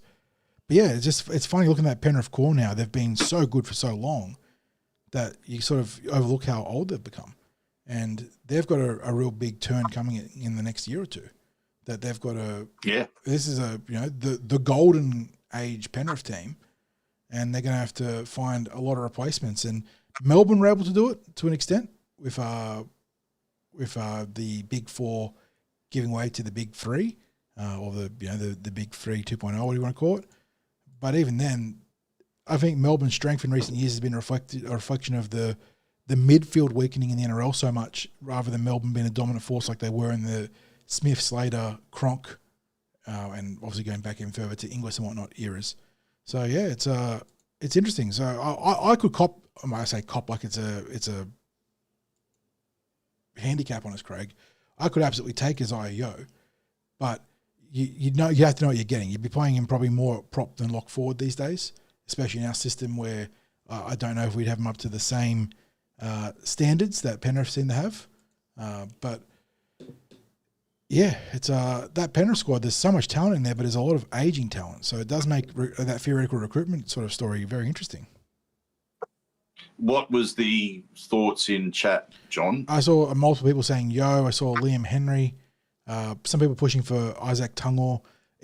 I can understand we're conditioned to talk about Isaac Tungor and that, but in your scenario, I don't think Tungor's the talent you're taking there. If you've got free reign of the Penrith roster outside of Cleary, but some Casey McLean. I see Neil's on the McLean train there, and it'd be good to have another rhyming train playing player, I guess, on the roster. That's a favourite of Parramatta fans. But yeah, it's Phil saying he'd rather Herbie or Bostock than McLean. Again, that's a perfectly valid point. Unfortunately, I feel like the Eels, who I think we'd have legitimate interest in Herbie, Craig, but given the market that we're talking about for Herbie right now, and the fact that big-time players like the Roosters seem to be willing to throw the dollars needed to pry Herbie from the Dolphins, unfortunately, I think that a little bit of realism for the Eels there means that we're probably going to be an afterthought there. Jack Bostock I like, though. I think Jack Bostock's a fantastic young player, and that's absolutely a young back that I would be very keen to see us put our hands up for. So we have to wait and see. But I believe we're no chance for Herbie, unfortunately. I think it's more likely than not that he'll stay in Queensland, but I would almost say with 100% certainty that he won't be coming to Parramatta, unfortunately. I mean, not the Parramatta's. And can I just say that's not the Parramatta's not interested. It's just it won't happen. He's got the hottest market in the NRL, and people accuse us of being too optimistic about the Parramatta Eels. Well, this is a pretty hefty dose of realism here, isn't it? Where we're just saying the Eels would absolutely love to have Herbie Farnworth because he is a genuine top 1, top 2 player in his position. But every club knows that, and every club's going to be throwing the money at him reflective of that. And if your options are us on a deal, it's going to be in the same ballpark as every other club, and some of the other bigger clubs are going to be throwing that money around. It is what it is. You got to be aware of where you are. Okay, and finally, this will be interesting to see a quick straw poll on this. Turbo returns to Manly. Are they better or worse with Turbo in the team now? There was never a choice before. They're always going to be better with Turbo in the team. Is his injury-prone body now detrimental to Manly's chances? I honestly think, and I was a big fan of Turbo, but I think they're better off without him. Interesting. It's an interesting conversation because the enigma of players like Tommy T is that he's obviously a $1 million+ player in terms of cap value in his prime, because he is a player that tilts the field, takes over a contest, completely nullifies all sorts of game plans that the opposition have. But he's almost a player, and you can't do it. Like this is an exercise in foolhardery in terms of the actual execution. But he is a player that you need to pay on a per game rate, which you can't do on the salary cap. You can't do, because Manly are paying him, or have been paying him, 7 digits on the salary to play half a season if they're lucky in the last few years. And if he was being paid on a per game basis, that's much more palatable. But yeah, and we saw this earlier this year, Craig, where the West Tigers had a winning formula when Jerome Luai went down and Jock Madden, Adam Dewey or Dwahi were working together in the halves. And then there's obviously some other stuff there as well with the PNG and injuries. But they sort of got derailed and then, they were going well and they brought back Luai and then dropped Madden and got derailed and they lost all that momentum. Sometimes even if it's not your quote-unquote best 17, and I know that the old coaching adage is you pick your best 17 players and then go from there. But sometimes when you got chemistry and you're cooking, you don't upset the ship. You don't upset the crew. And is that Manly's case here? They're not going to do it because it's Tom Trbojevic and he is, one of the favourite sons of Manly for all the incredible stuff he's done for them. But they've had between Cooler and Falalo, they've had some good production from fullback. They've gotten the job done and won way more games than they lost. So Tom's going to walk back in, but I don't know if he's going to be a meaningful difference to that Manly team because they're just firing across all fronts right now. And maybe that means that he gets some good football out of himself and whatnot. But it's not the oh my God, Tommy's back, watch out sort of stuff that it used to be, isn't it? It's like he's back, he'll do a job. But I think that's where a reflection of where the injuries have sort of taken him, and also a reflection of that Manly just playing good football right now, with and without him. Yes. Agreed, John. Sorry, I've got a bit. I'm just doing the groovy boy over there. Oh, mate, I was just doing a quick update on something because it was sticking in my head that there was something with the NRLW and I got it confused with the Origin, but Parramatta made the formal announcement of the development signings. Oh, yes, the younger girls, the supplementary development players for the NRLW. Yeah, so you had the girls, Freedom Crichton Rapati, Taylor Falanico, Tia Matthews, and that's where I was getting confused with Tia. I was thinking she was in the Origin 19s, but it was that jump up. NRLW, yeah. Yeah, it was jumping up, and that she was being an NRLW development signing, and Aaliyah Sufan, and then of course Kylia Gray getting a supplementary contract for the NRLW. So I did miss that, but it was nagging. Sometimes in these live podcasts, things nag in my head, and I was just thinking, now what did I see? It was NRLW. So sorry for the music that came through when I was just quickly looking for it and it came up on the Instagram feed. So, my apologies there. Okay, John, let's finish things up with the Origin. And I think the two big talking points out of New South Wales is Laurie Daly declaring that Ethan Strange will be played off the back row when he comes in. Hello? I could have used the schooner of reality there with that call. And also, it's come from out of Queensland, but the criticism of Laurie Daly's pre-game rev-ups and motivations, that they have it on good authority from multiple sources that players are questioning his capacity to do a rev-up of the team and to have them ready for a good start in a game. That's probably one of the more ridiculous pieces of journalism that I think has ever come out in Origin. And Origin's got a history of some pretty far-fetched, crazy stories that come out.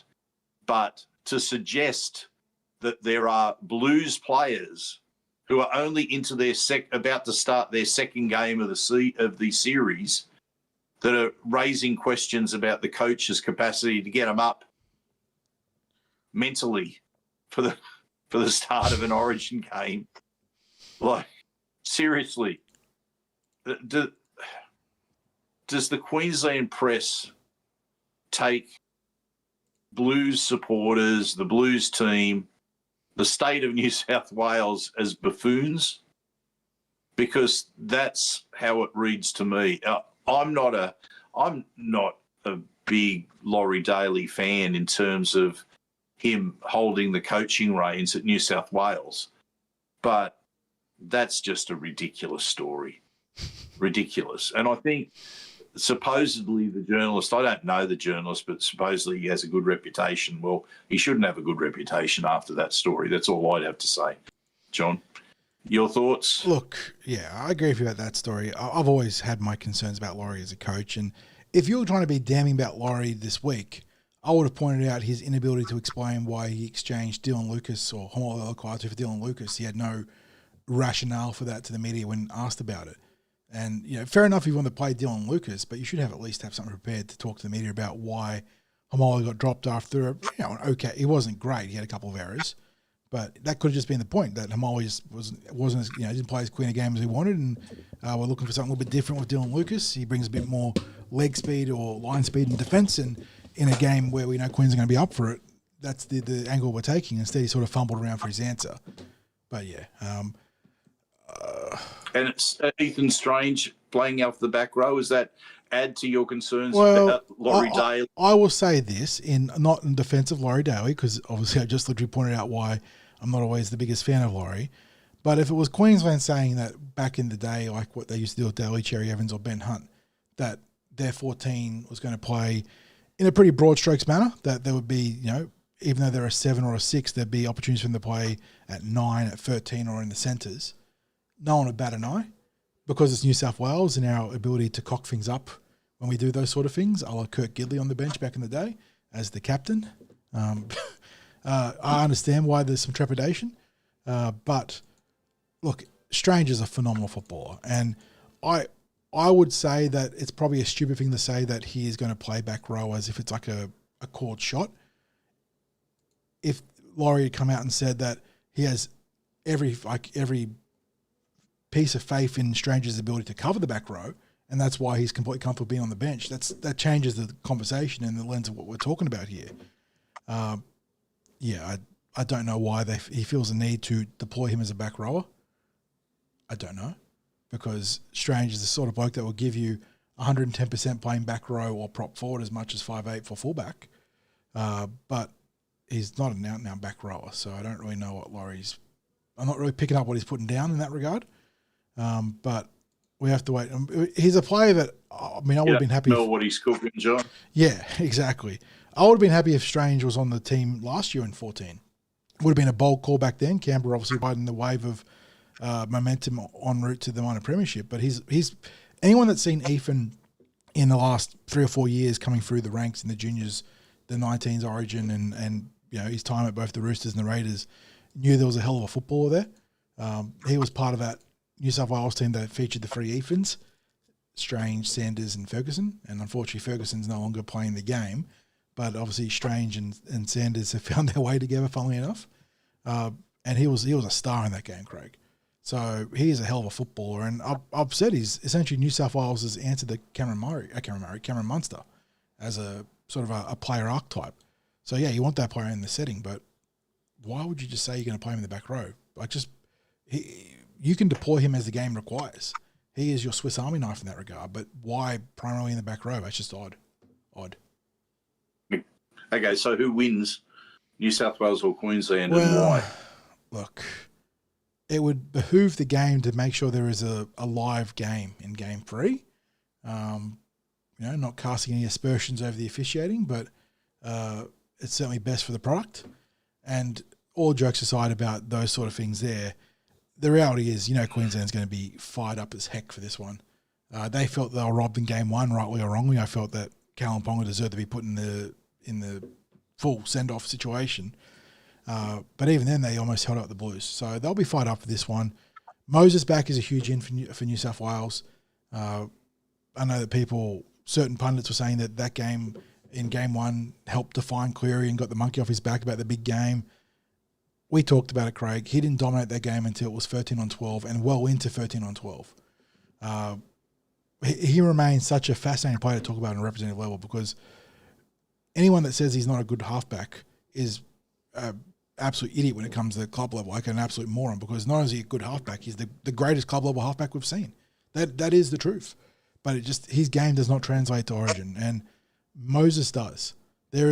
I don't know whether it's, there's just an ego thing there for Mitch where he wants to be the guy.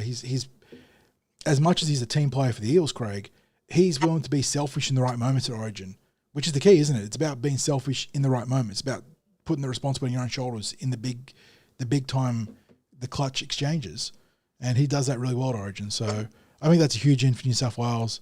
Obviously, selfishly, I think New South Wales winning and then maybe sending it to a dead rubber opens up the idea that Moses might get rested or they might play Strange in lieu of Moses, which is obviously good for the Eels. But I think that Queensland win. It's just a New South Wales 2-0 feels so rare, doesn't it? It does. John, I look at it this way. There's a lot of changes for New South Wales.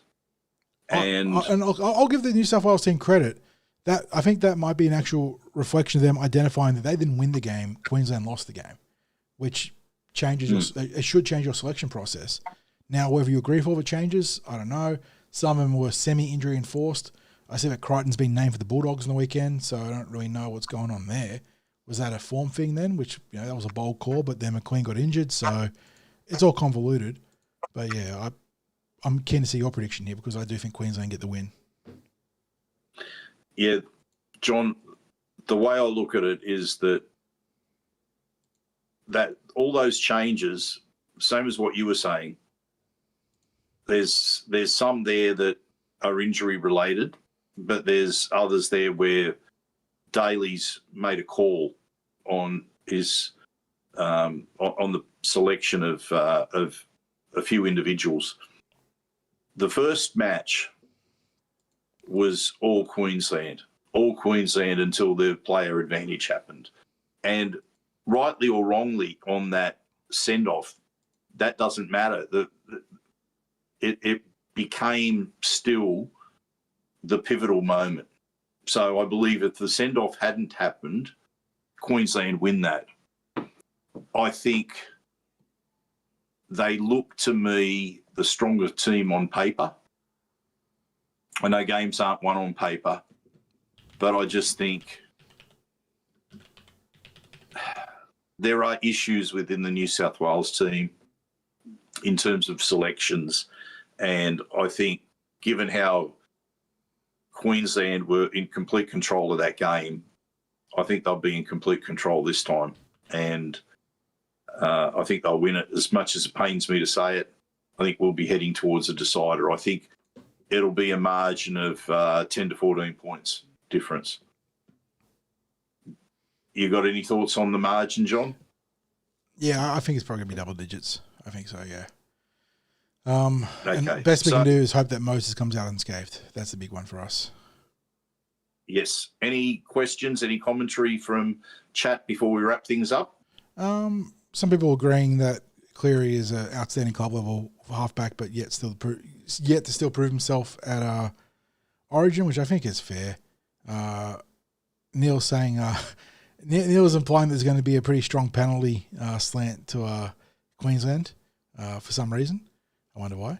Parrot Butcherbird saying checked out the ESL ladder. Leeds Rhinos on top. Well done to Brad Arthur. Yeah, he's having a great season over there. He's recommitted to Leeds as well, I believe. Extended his stay there. Yeah, another 2 years. So, yeah, I mean, I've got plenty of time for old BA. He did a lot of good for the Eels. And so not too bad for someone that a number of Eels supporters used to call the Bush coach. Well, he's got an NRL team. He got an NRL team into a grand final, and he's got in just his second. Well, it's not even a full year, is it? He came in partway through the year. No, it is a second full year. He came in partway through a year. Yes, correct. When he first arrived. Yeah, turns out he might have an idea or two about how to coach a team. So certainly wishing BA the best in his pursuit of the title over there. Mitchy Carp's asking about your mother. I said he spoke to you at Kellyville and just wanted to follow up there. So I'm not sure if you've got any details about mum. Yeah. Look, I appreciate people asking on mum. It's So unfortunately, mum's had to go into nursing home care, and it's hasn't changed what I have to do because it's a daily ritual to be there. for Mum, because she's highly dependent for medication and food and eating and all that sort of stuff. So yeah, but I really have appreciated everyone reaching out. It's been a long journey. It's been a big part of my life, has been caring for Mum and Dad for the best part of the last 10 years. So it hasn't stopped now, with Mum having to go into nursing home care. It's just something I never wanted to have to do. But yeah, it is what it is. But thank you to everyone who've reached out. Journey's not over with that. As you know, John, I've still got some things that I'm battling with, fighting for in that regard. But yeah, thank you for reaching out to me. Appreciate that. Yeah, so it's always been nice to be able to relay the positive thoughts from chat in that regard. And unfortunately, speaking on terrible news on the front of parents, Craig, I mentioned him before in a different reference, but no, that doesn't mean much from any sort of podcast, let alone a Parramatta podcast, but do send love and thoughts to Tino Fa'asuamala-Awi, who lost his father this week. And it's I don't know how we had that with Cameron Munster, was able to play last year. And you know, it's the strength of character of some of these blokes. It defies description. It really does. And I know that they're able to turn these moments of adversity into moments of inspiration for them, and that does speak volumes for them. But it's tough. You know, I tell you what I remember back on, John, is I think it was the West Tigers with was it Robbie Farah losing his mum, and maybe, yeah, Benji Marshall bawling his eyes out on field, and you just, because for some of these people, those family connections extend beyond just the player directly. yeah. There's the family yeah, connection absolutely. with the teammates and what have you, and just the bonds that exist with the teammates as well. And yeah, it says a lot about the character of the players, that, as I said, they can turn a moment of bereavement, of adversity, probably something where the last thing that maybe people want to be doing is their usual job or their usual day-to-day lives. But it's the brotherhood and now the sisterhood of rugby league, isn't it? Like it's a powerful connection. And I mean, I was going to say something to that effect, but I mean, Jetta and Jim are talking about their own personal loss that happens. I was going to say, I'm sure that most, if not all, of chat have probably are now in a position where they've lost one or both their parents. And I tell you what, like, even when you know it's coming, and even, you know, as any sort of, you know, remotely sentient being, knowing about mortality and death, nothing flips your life upside down. Nothing is a stark or painful reminder about mortality as when you lose a parent. And I mean, obviously there's the terrible reverse of that, where you lose a child, which I would never wish upon anyone. But growing up, everyone's going to lose their parents, and man, it hits you. It hits you. Like, it's you know, it's going to be 5 years in November since I lost Mum, and it's just like you always think about it. It's always a hole there. So when we say that you send your thoughts and prayers to Tino, and in the past to Cameron Munster too, it's a reminder that this is bigger than football too, isn't it? Yeah, it is. I mean, you lost your mum at a relatively, you know, not as young as some people, but still at a relatively young age, and it was unexpected for you, John, and it was a tough time for you. I was blessed to have Dad for such a long time, even though he was very unwell for probably the best part of the last 10 years of his life. Some but tough I still struggles in that last decade. I had a father for, up until I was in my 60s.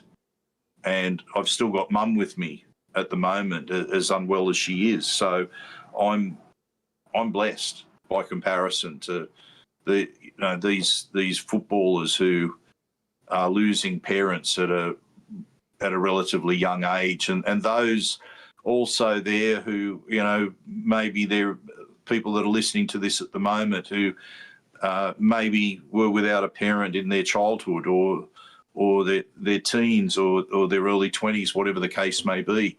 As you say, John, it's these moments are a reminder of mortality, and it might sound like a morbid thing to be talking about, but it'll be remarkable for Tino to take the field and to play, and he'll be looking to honour his father via his performance. But all I can do is just to marvel at any player that's able to get on with such a high-level performance, such an intense game during a time like that. So anyway, we send out our best wishes, our commiserations to Tino and his family and all the loved ones and friends of his father. So, John, I think on that note, unless there's any other questions from chat, we might wrap things up as we hit exactly the 2-hour mark.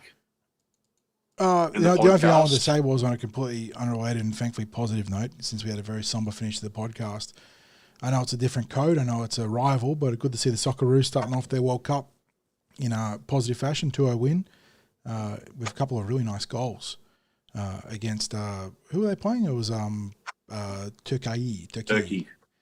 So, yeah, good news to the Socceroos. They now meet one of the host nations in America. When do they play, actually? But we were represented there, John. The Cumberland throw was represented by Chris Ricketts, who got a piece of the media there as well. He got a piece of the media. He featured in the Code Sports grab with Eels, Australian supporters after the game. So Chris being Chris with his comments, what do you call it? American exceptionalism or something like that. I'm trying to think of the turn of phrase that he had. What he did convey to me was that it was a good time to catch him and not maybe a couple of hours later. But I believe that was Chris's wife with him in the media grab. If it wasn't, then he's sprung like the Coldplay concert, yeah. But I'm pretty sure Chris is getting down to the other games. He just needs to make up a like a TCT on tour banner that he can hold up. Yeah, and MM making a great point in chat, by the way. Something that I was talking about to my old man with, who is of Italian, well, is of Italian extract, he's actually an Italian citizen. Said that great win by the Socceroos, counter-attacking perfection, Oz the new Italy, which is that was classic Italian football right there. Lockdown defense, opportunistic counter-attacking with speed and finesse, and probably doesn't hurt that they've got an Italiano on the backfield as well. So Australia indeed the new Italy with care of their defender Italiano. So it's we got, look, we're not so uppity that we can't celebrate a good win for our football compatriots there, and best of luck on Saturday when they take on America, 5 o'clock in the morning. So early start if you want to watch that one. But if you watch NFL like I do, it's pretty usual operating hours, to be honest, so it's not too bad. Yeah.